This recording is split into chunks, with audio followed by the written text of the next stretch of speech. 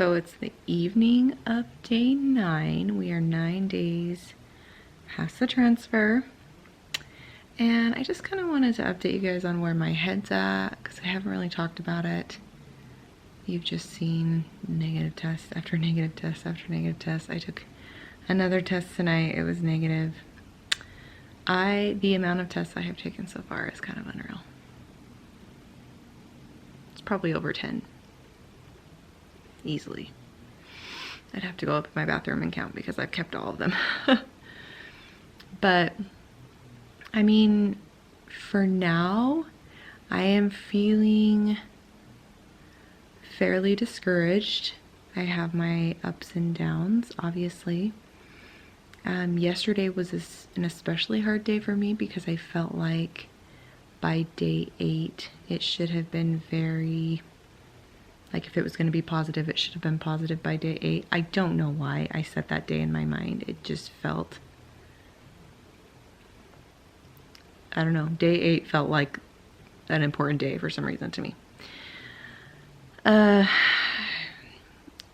Last night, Mike and I had a talk, and, you know, we just are trying to remember that God's in control, and, you know, if it's not meant to be, it's not meant to be. I also, of course, got on the Google and did some research, and apparently it's not completely uncommon for women to get negative home pregnancy tests but a positive HCG. I am a little bit,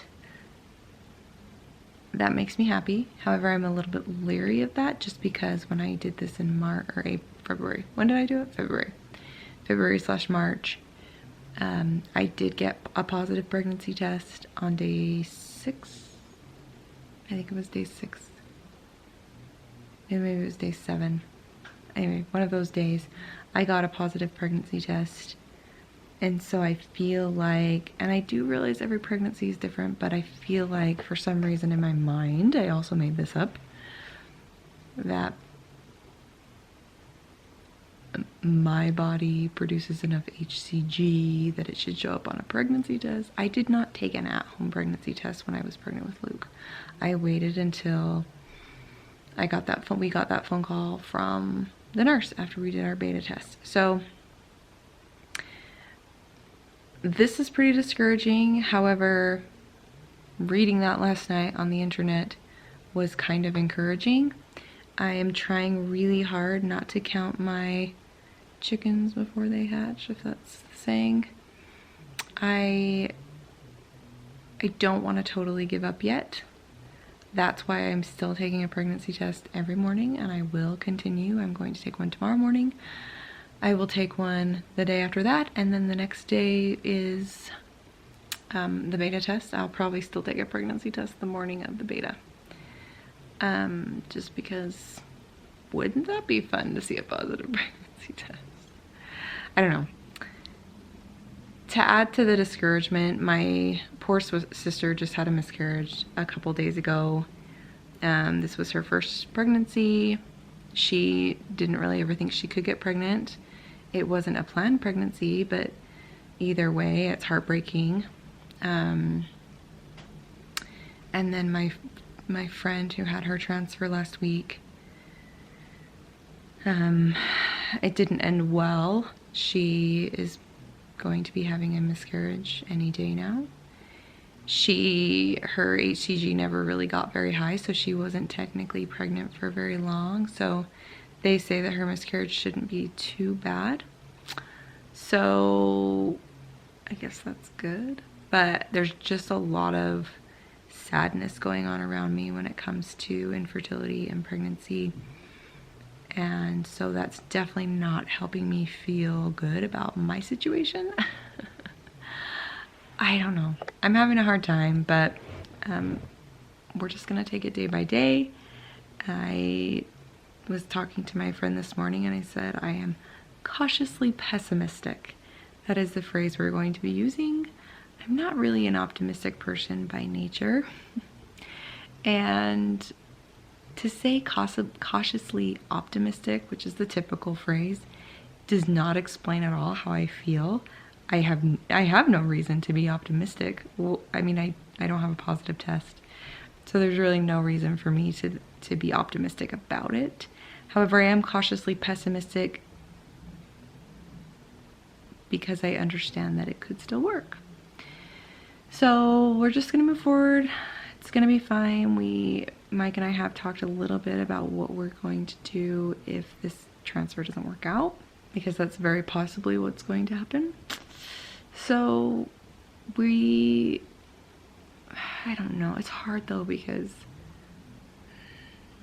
I don't know. We don't plan to go directly into another transfer. With that being said, we're not opposed to it, but it all really depends on how this ends. If this ends with it just not working, it should be more of a possibility to just quickly go into another transfer. If this ends with a miscarriage, then that's not quite as easy to just go right into another transfer. We're also getting into the time of year where we would end up with a fall baby, and I don't want a fall baby. I would rather have a winter baby than a fall baby, because I feel like fall, you're getting the full brunt of like flu season, the whole thing. So is that a silly excuse? Maybe to some people, but to me, if I can control it, I would rather wait a couple months and have a baby at a little bit of a better time of year. So I don't know, we'll see. It's frustrating, it's sad, it's hard to keep spending money on things that aren't working. However, I will. I mean, I'll spend it every time I need to. I did joke with Mike the other day, so I had to buy the expensive ovulation tests for this transfer. I spent like $37 or something on the ovulation test that the clinic recommended that I use. And so I have quite a few of those left. So I said to Mike, maybe we should try naturally for like a month, which is kind of funny to say, because obviously we've been trying naturally for like a really long time. I mean, before Luke was born, it was like 10 years of trying, right? And that never happened, but I never was very religious about using ovulation sticks. We were very poor in the beginning when we first started to try to get pregnant. Mike was in law school. I wasn't going to spend money on ovulation tests. Now that I already have them, I'm like, maybe we should just try. Wouldn't that be funny? So who knows? Maybe we'll just see how it goes. We're just not really sure. We're kind of toying with all kinds of ideas right now, but for now, we just keep on moving forward. This is the hardest 2-week wait, I feel like. Last time it wasn't hard at all, because I got a positive test 7 days in, and I was busy with a toddler and all that. I mean, I'm still busy with the toddler. Well, I shouldn't say. He wasn't quite a toddler. He wasn't even 1 yet. It was like a week before his birthday that I did that.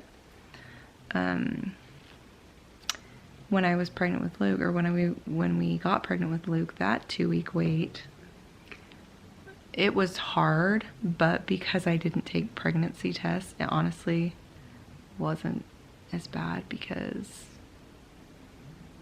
I didn't get negatives. Getting negatives is a good thing, because if you go in to the beta not knowing it's going to be a negative, that can be really hard.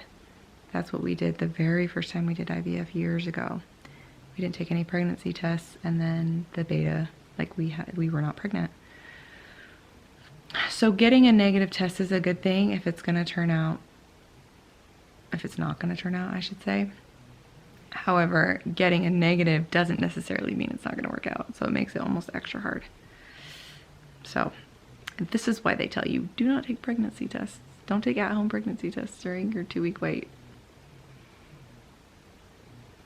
because they think you crazy. Anyway, so we're feeling cautiously pessimistic. We're gonna be okay. It's hard, but we'll be okay. We have embryos left. One of them is going to work. We have how many left? 6 left, right? 9, 8, 7, yeah. I have 6 embryos left. One of them is bound to give me another child. It's just how many more thousands of dollars am I going to have to throw down the drain before I get that second child? But it's hard to say throw down the drain because it's not really throwing it down the drain, right?